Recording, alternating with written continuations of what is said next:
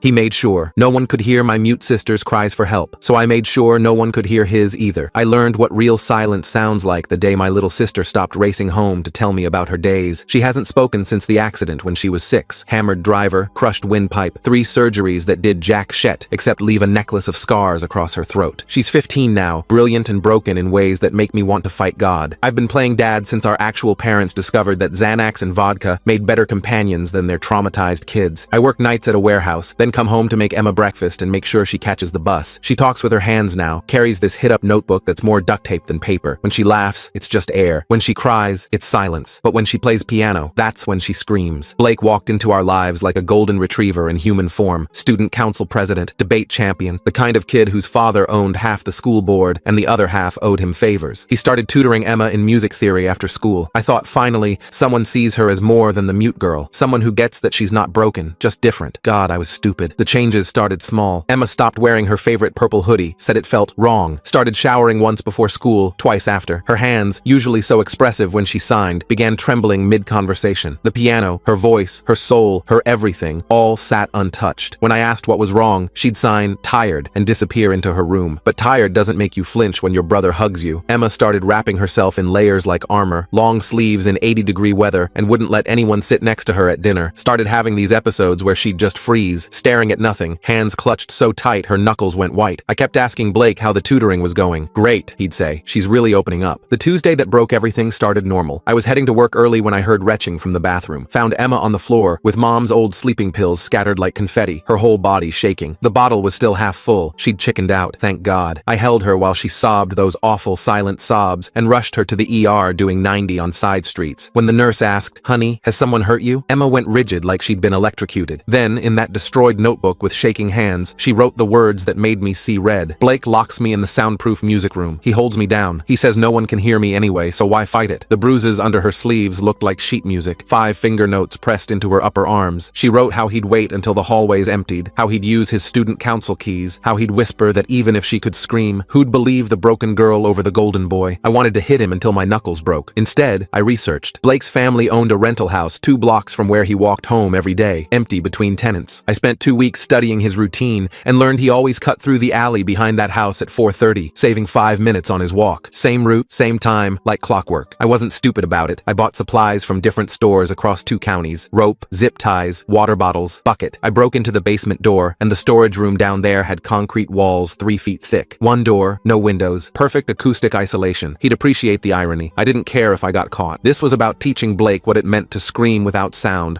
while someone strong